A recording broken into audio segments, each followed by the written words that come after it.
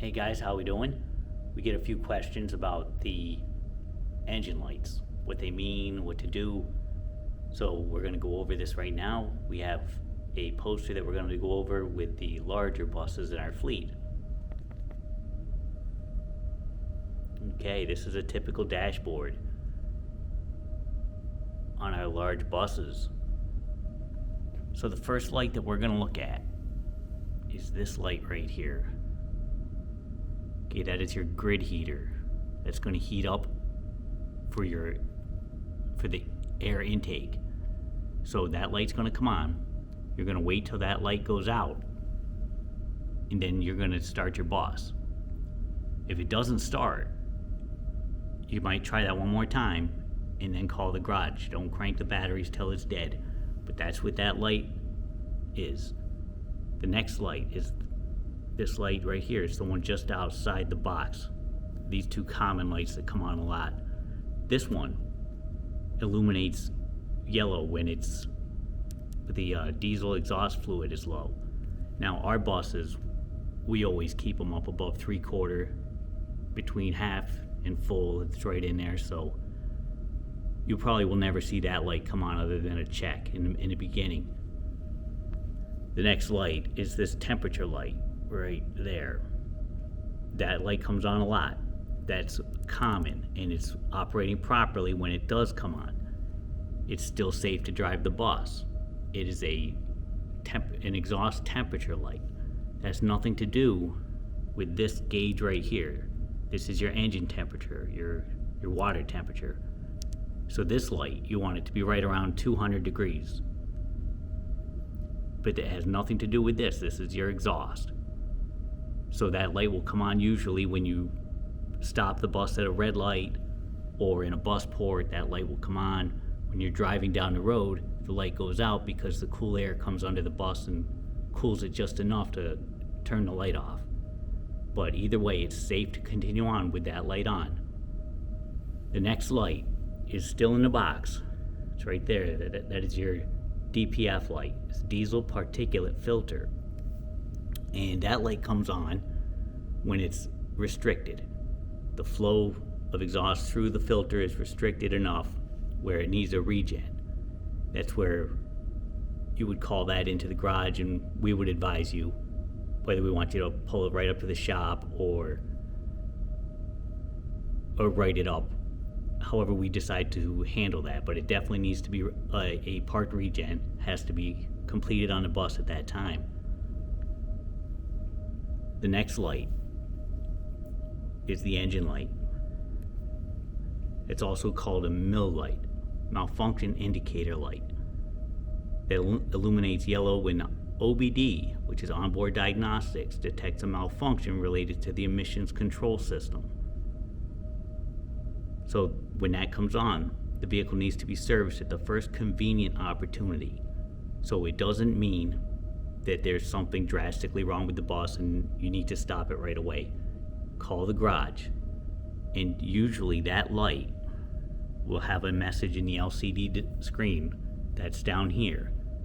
So when you call the garage and we ask, okay, your check engine light is on, do you have any messages in your odometer? That's right here in your LCD screen, and it might say engine oil life, or transmission oil life, or low coolant. So we need to know what's in your LCD display when you call that in. The next light that we're going to look at is this little wrench. This little wrench comes on, usually a maintenance minder.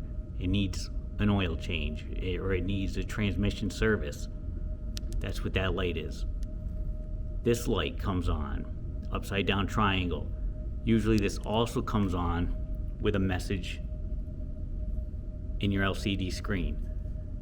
So when that comes on, we're going to need to know what the message is as well. This light, that's the one we don't want to come on. If this illuminates red, there's a serious problem and you need to stop the bus immediately. So get right to the side of the road, shut the bus down, and call the garage. The next light is your seatbelt light. And we all know about that one. We have a parking brake light. That light comes on when the parking brake is applied. You have an emergency exit light. This light comes on when one of the emergency exits is not closed properly. You have a red flasher that comes on when your red flashers are on, your crossing lights. You have an amber flashing light, or amber flash. Right here, that's going to come on when your yellow lights are on. This next light, range inhibit. This is when you try to put it into gear and it won't go into gear, and this light comes on because either you're resting your foot on the brake or you have to start the cycle over. So take your foot right off the brake, push the brake down, put the bus into gear, and that light should go right into gear, and that light will not be illuminated. You have an ABS light. When this light comes on, there's a problem with the ABS system. Now you still will have regular brakes. The bus is still safe, but call the garage and let us make the decision as to what to do with any of these lights. You have a traction control light. This light will come on when the traction control the control system is turned off. That's when you'll have that light come on. It'll also flash when, like in the wintertime, when the tires spin a little bit, this light will flash. And that's just letting you know that it's working properly.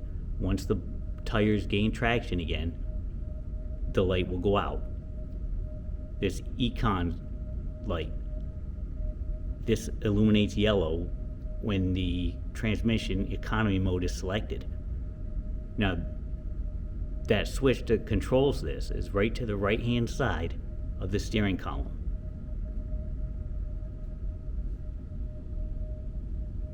Okay, that's all the lights that we have here. And you have your DEF gauge, which this gauge is, in most buses, should work properly. Some of ours do not. Some of ours will have a sticker over it, and but that's what this gauge is. It tells you the level of your DEF. This gauge is your water temperature. This is your engine temperature. Remember, it has nothing to do with your exhaust temperature. This is your engine temperature. You want it to be right around 200. You have your transmission temperature. You have your oil pressure light or oil pressure gauge, which this will go up and down as your RPMs go up and down. So when you see it, you start your bus and it's right around 20, maybe a little less. And then when you start to drive, it goes way up here. That's normal. That's normal operating. On the other side, we have, of course, your fuel gauge. We have your voltmeter. Now this gauge should be right around 14 volts when you're normally driving. Now when you start your bus, it may stay right around 12 or even fluctuate a little bit. But eventually it's going to go right to 14 and stay there. That's normal operation. Next to this you have your primary air gauge and your secondary air gauge, which everybody should know about those. But those are the common lights that are on our dashboards in the larger buses. And if you have any questions at all, or if you just want to know about them, just let me know in the garage, stop in the garage, or call the garage if you have one of the lights on, and we can talk you through it and advise you what to do. Thank you.